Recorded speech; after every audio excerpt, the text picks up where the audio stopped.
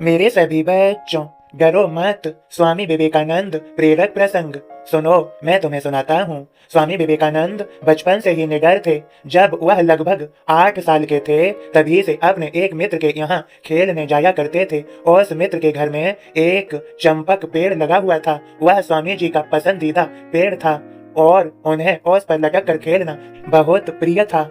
रोज की तरह एक दिन वह उसी पेड़ को पकड़कर झूल रहे थे।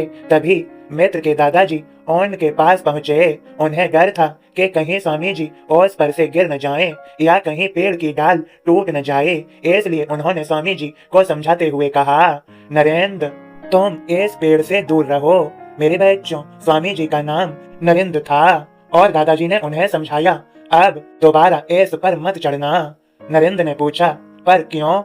दादाजी ने समझाया, क्योंकि इस पेड़ पर एक ब्रह्म दैत्य रहता है। वो रात में सफेद कपड़े पहने घूमता है और देखने में बड़ा ही भयानक है।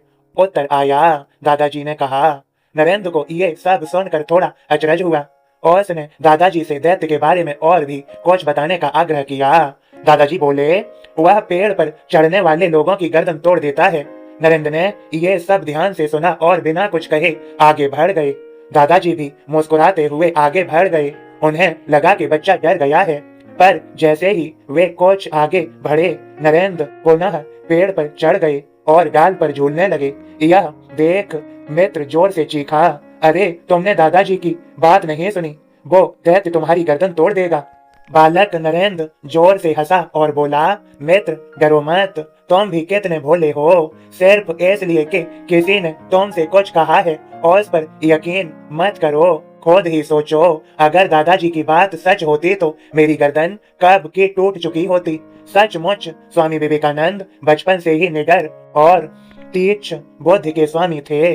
मेरे बच्चों, क्योंकि स्वामी विवेकानंद जी उस पेड़ पर रोजाना लटका करते थे और झूला करते थे, तो उन्होंने सोचा कि मुझे इतने दिन हो गए अभी तक कुछ नहीं हुआ, तो दादाजी इसलिए मना कर रहे हैं क्योंकि मैं इस पेड़ से दूर रहूं। लेकिन वे झूठ बोलकर मना कर रहे हैं, इसलिए मैं नहीं मानूंगा। याद रखिए मेरे सभी बच्चों, यदि किसी ने कुछ भी ऐसे ही कह दिया और तुमने उसकी बात पर यकीन कर लिया, ऐसा हमेशा करना अच्छा नहीं होता। खुद की स्वयं की बुद्धि लगाना अच्छा होता है। स्वयं देखो, परखो, जांचो। यूं ही आसानी से यकीन नहीं कर लिया जाता। किसी ने कह दिया और तुमने मान लिया, ऐसे कैसे? श्रद्धा रखो और सबूरी रखो और जांचो, परखो, समझो। खुश रहो मेरे बच्चों, तुम्हें सभी को मेरी कृपा भरा आशीर्वाद। अच्छाई करते रहो, पुण्य का फल ईश्वर ही दे सकता है। ईश्वर पर, मुझ पर यकीन रखो, मैं सदा तुम्हें देख रहा हूँ। खुश रहो, तुम्हें सभी को मेरी कृपा भरा आशीर्वाद। इस संदेश को ज्यादा से ज्यादा शेयर करो। सबका मालिक एक।